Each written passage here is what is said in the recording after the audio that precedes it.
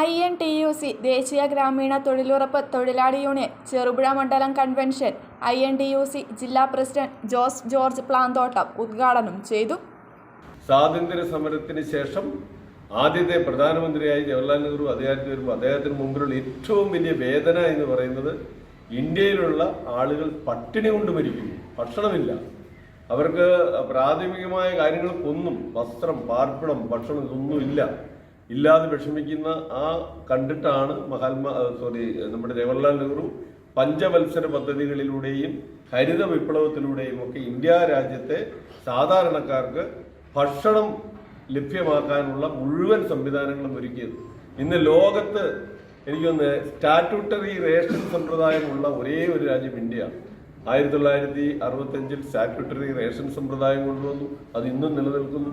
അതെല്ലാം പൊളിക്കാൻ പിന്നീട് വന്ന ഗവൺമെന്റുകളൊക്കെ നോക്കിയിട്ടുണ്ടെങ്കിലും അങ്ങനെ സുത്യർഹമായ ദീർഘവീക്ഷണത്തോടെ നടപ്പിലാക്കി ഇന്ത്യൻ നാഷണൽ കോൺഗ്രസിന്റെ പ്രവൃത്തിയുടെ പരിണതഫലമാണ് ഇന്ത്യ രാജ്യത്ത് ഇന്ന് 54ഓളം തൊഴിൽ നിയമങ്ങൾ പാർലമെന്റിൽ പാസ്സാക്കിയിട്ടുള്ളത്. തൊഴിലാളികൾക്ക് വേണ്ടി, കൃഷിക്കാർക്ക് വേണ്ടി, സാധാരണക്കാർക്ക് വേണ്ടി, അതുപോലെ ദളിതർക്ക് വേണ്ടി, പിന്നോക്കക്കാർക്ക് വേണ്ടിയെല്ലാം ഒരുപാട് ആനുകൂല്യങ്ങളും നിയമങ്ങളും ഇന്ത്യൻ പാർലമെന്റിൽ പാസ്സാക്കിക്കൊണ്ട് മുന്നോട്ട് പോയ ഇന്ത്യൻ നാഷണൽ കോൺഗ്രസ് എന്ന് പറയുന്ന പ്രസ്ഥാനത്തെ കോൺഗ്രസ് മുക്ത ഭാരതം ഉണ്ടാക്കാൻ വേണ്ടി ഇറങ്ങിത്തിരിച്ച BJP ഗവൺമെന്റ് അന്ന് ഉണ്ടാക്കിയതെല്ലാം ഓരോന്നോരോന്നായി പൊളിച്ചടുക്കിക്കൊണ്ടിരിക്കുന്ന കാഴ്ചയാണ് നമ്മൾ കാണുന്നത്.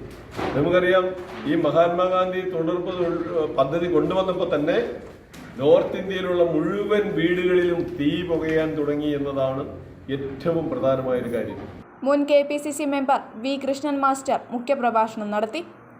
മണ്ഡലം പ്രസിഡന്റ് PP ബാലകൃഷ്ണൻ അധ്യക്ഷനായി.